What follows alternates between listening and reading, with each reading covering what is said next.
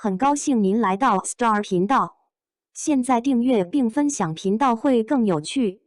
微博之夜李冰冰赵丽颖同框，年龄差异引热议，岁月勋章何须惧？微博之夜刚结束，大家的朋友圈是不是也被各种大咖同框刷屏了？明星扎堆，红毯杀手频出。这场一年一度的大型神仙打架，简直让人眼花缭乱。不过，要说最引人注目的，那还的是李冰冰和赵丽颖这一对儿。这俩人站在一起，不光画面养眼，还直接把时间的痕迹给搬上台面，让吃瓜群众议论了一整天。现场是什么样呢？咱们来还原一下哈。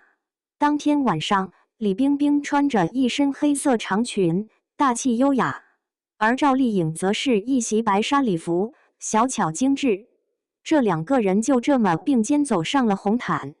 哎呦喂，真的是强烈的反差感扑面而来，一个是成熟干练范儿，一个是青春甜美风。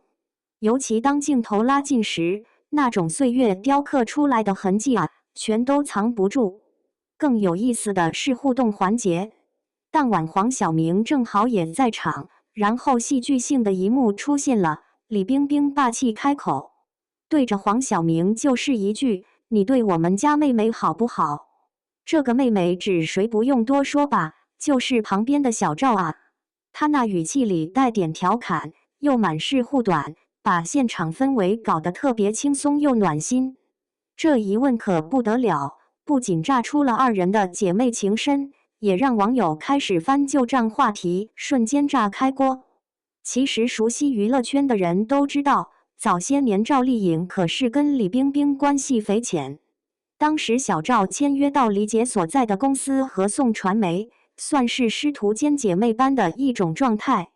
不管是在拍杂志还是录综艺，两人经常合作，看起来亲密无间。而且可以说，在事业初期，有了像李冰冰这样的前辈提携，小赵确实少走了不少弯路。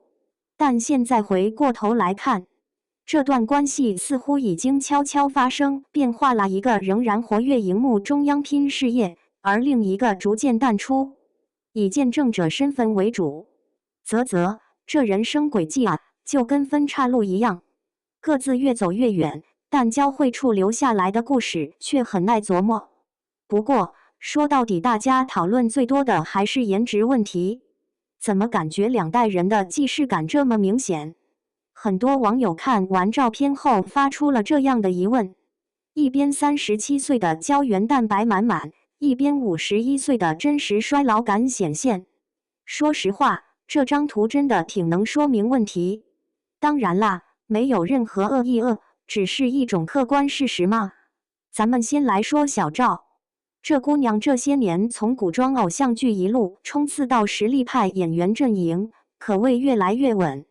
在外形管理方面，她一直保持着少女般的小脸，再加上一双灵动的大眼睛和紧致肌肤，无论灯光打下来多少次，都挑不出毛病。什么叫冻龄佳作？这就是答案。再看看我们的大姐李姐，人家虽然皮肤依旧白皙透亮，但一些岁月留下来的印记已经无法忽略，比如法令纹变深，脸部轮廓线条稍微有些下垂，这些细节完全不像修图软件里的完美效果，而是真真实实呈现在公众面前。有粉丝替她抱不平，女神只是没 P 图好吗？但更多声音则表示理解，因为再贵的化妆品或者顶级医美手段，也难以逆转这种自然规律呀。古香支撑不足的专业术语拿出来分析，其实比起普通50+女性，她保养成这样已经非常优秀了，对吧？要我说，与其揪着外貌差距讨论个没完，更值得注意的是背后的意义。如果换位思考，你觉得自己到了51岁会是什么状态呢？别的不敢保证，但至少经历一定会写在脸上。从青涩女孩到如今成熟女人，每一道皱纹都是生活馈赠，是不是？当然，有人可能要吐槽，明星靠颜值吃饭，不抗老怎么行？但冷静想想，即使是在娱乐圈这个充满竞争压力的大环境里，对于年龄阶段不同的人而言，本该各有各的位置，各有各的发展方向才对呀。